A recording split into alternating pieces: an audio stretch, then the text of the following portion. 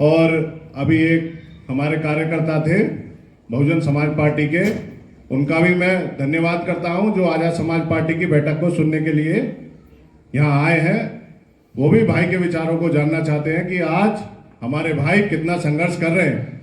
साथियों, जानता तो सब है, एक एक बच्चा जानता है कि भाई चंद्रशेखर आजाद जी कितना संघर्ष कर रहे हैं, लेकिन फंसे हुए हैं किसी टारगेट में कि हमें पार्टी से ना निकाल दिया जाए। तो ये तो सच है कि बच्चे बच्चे से पूछेंगे कि अगर आज समाज की बात कौन उठा रहा है तो भाई चंद्रशेखर आजाद उठा रहा है। ये सभी जानते हैं। इस पूरे भारत के अंदर हमारे बहुजन समाज के लोग, सभी लोग ये जानते हैं कि आज बहन बेटियों पे जब अत्याचार होता है तो कौन हमारी आवाज को उठाने के लिए आता है। सभी लोग ये जानते हैं आज हमारे भाई को जब खेतों में मार दिया जाता है तो कौन हमारे भाई की आवाज उठाने आता है। सभी लोग ये जानते हैं जब न्याय करने की बात आती है तो हम किसको फोन लगाते हैं? भीम आर्मी को फोन लगाते हैं। कोई उन पुरानी पार्टियों को फोन नहीं लगाता जो आज सिर्फ चंदा इकट्ठा करने का काम करती हैं, जो सिर्फ टारगेट देने का काम करती हैं। तो साथियों, संघर्ष तो उस समय बहुजन समाज पार्टी में बहन जी ने भी खूब किया और मैं सलाम करता हूं उनके संघर्ष को, जिसकी बदौलत हमें सत्ता भी प्राप्त हुई, लेकिन वो संघर्ष थम गया। अगर संघर्ष थमा नहीं होता तो इस भोले भाले समाज पे आज अत्याचार नहीं होता। इस बहन बेटियों, जो हमारे समाज की बहन बेटियां हैं, उन पर अत्याचार या बलात्कार की घटनाएं नहीं होती। वो लगातार दोबारा से जारी हो गई क्योंकि वो मनुवादी लोग दोबारा से सत्ता में आ गए और हमारी जो पुरानी पार्टियां हैं इन लोगों के लिए बोलना बंद कर दिया। तो साथियों, कब तक बोलना बंद करते? अब जब तक बोलेंगे नहीं तो आवाज अपनी उठाएंगे कैसे? तो आज आजाद समाज पार्टी, भीम आर्मी के लोग सब आवाज उठाते हैं। जब भी संघर्ष, जब भी कोई अत्याचार होता है तो हमारी एक एक टीम का एक एक सिपाही, अब बताओ छोटी सी उम्र में ये मेरा भाई ये भी संघर्ष कर रहा है। बताओ कौन सा बहुजन समाज पार्टी का इतना नौजवान साथी मेहनत कर रहा होगा, संघर्ष कर रहा होगा गांव गांव जाके? बोलो, कोई आता है आपके बीच? कोई नहीं आता। तो साथियों, बाबा साहब ने कहा था कि राजनीति वो मास्टर चाबी है जो आपके सम्मान और तरक्की के रास्ते खोलती है। तो ये हमें संविधान में अधिकार मिला है।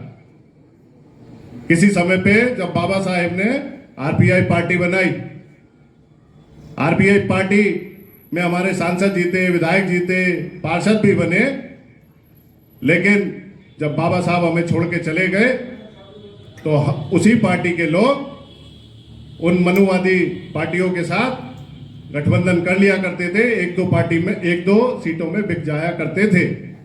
तो साथियों, कहते हैं युग युग में अवतार पैदा होते हैं। जैसे किसी समय पे ज्योतिबा फूले ने जन्म लिया, उन्होंने भी समाज के लिए संघर्ष किया। उसके बाद बाबा साहब आए, बाबा साहब ने भी संघर्ष किया, लेकिन फिर जरूरत आई, मान्यवर कांशीराम साहब आए। तो साथियों, मान्यवर साहब ने भी कोशिश की कि आरपीआई के लोग सुधर जाएं, आरपीआई के लोग संघर्ष करें, लेकिन आरपीआई के लोगों ने संघर्ष करना बंद कर दिया। फिर परम पूज्य बाबा साहेब की पार्टी में जब काम होना बंद हो गया समाज के लिए, तो मान्यवर कांशीराम साहब ने पढ़े लिखे समाज के लोगों को, अधिकारी कर्मचारियों को जोड़ के बामसेव बनाया, DS4 बनाया। उसके बाद 1984 में बहुजन समाज पार्टी की स्थापना की और पढ़े लिखे लोगों को गांव गांव जाके नए नए लोगों को तैयार किया, नए युवाओं को तैयार किया। उसकी बदौलत हमें 4-4 बार सत्ता भी प्राप्त हुई। लेकिन साथियों, अभी जैसे मैंने बताया कि जैसे बाबा साहब हमें छोड़ के चले गए तो आरपीआई के लोगों ने संघर्ष करना बंद कर दिया और अपने लिए सिर्फ 1-2 सीटों पे समझौता करना शुरू कर दिया।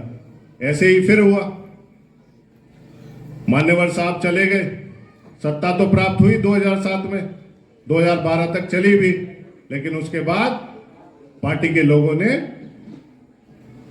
समाज के बीच आना बंद कर दिया।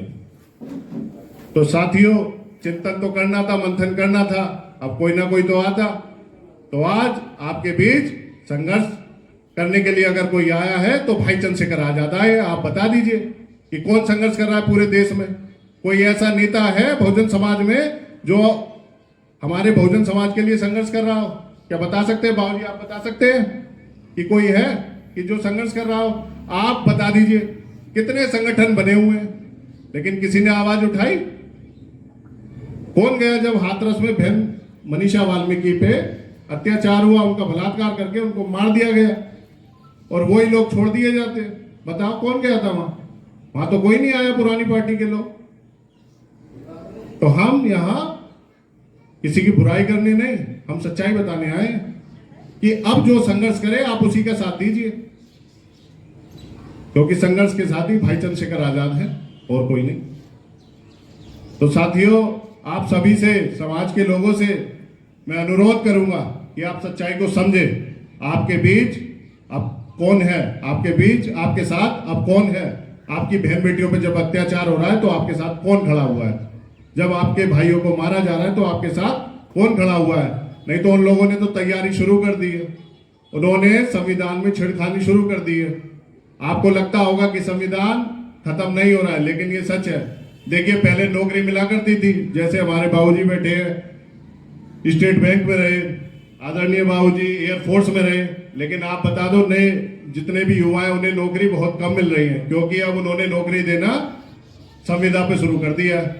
आप देखिएगा, किसी भी सरकारी दफ्तर में जाइएगा, वहां पे अब लोग संविदा के ज्यादा मिलेंगे आपको, क्योंकि अगर वो सरकारी नौकरी देंगे तो उसको 50,000 तनख्वाह देनी पड़ेगी, लेकिन संविदा पे वो 10,000 या 20,000 में हमारे लोगों से काम कराते हैं। ये सारा प्राइवेटाइजेशन किया जा रहा है और धीरे धीरे आप देखिएगा आपकी शिक्षा भी रोकी जा रही है। पहले जैसे बाबूजी है, ये भी सरकारी स्कूलों से पढ़े थे, बाबूजी भी सरकारी स्कूल से ही पढ़े थे। उस समय कॉन्वेंट स्कूल नहीं होते थे, लेकिन ये अधिकारी बने दोनों।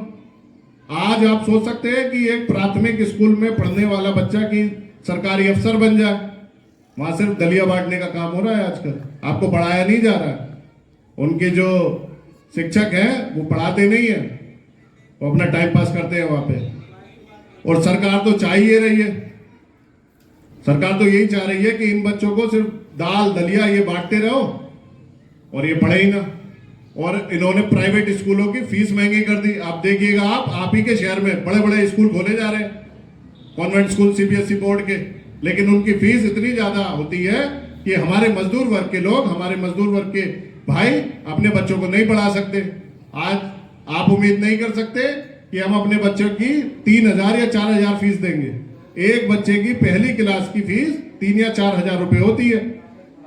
तो हमारे समाज के लोग तो गरीब है, भोले भाले लोग हैं।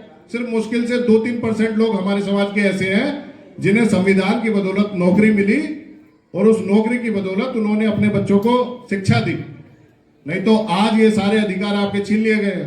जहां प्राथमिक स्कूल हुआ करते थे, आप तैयार रहिएगा, वहां पे कोई धार्मिक स्थल कर दिया जाएगा और आपसे वहीं गुणगान कराया जाएगा। तो इस चीज के लिए हमारे लोग तैयार रहते हैं। तो साथियों, ज्यादा कुछ ना कहते हुए, क्योंकि सभी वक्ताओं ने विस्तार से आपको बताया है, अब हमारे मुख्य अतिथि भी आपके बीच अपनी बात रखेंगे। वो आपको विस्तार पूर्वक सारी चीजें समझाएंगे, पार्टी की रीति नीतियों के बारे में बताएंगे। सभी को एक बार मेरा जय भीम, जय भारत, जय संविधान।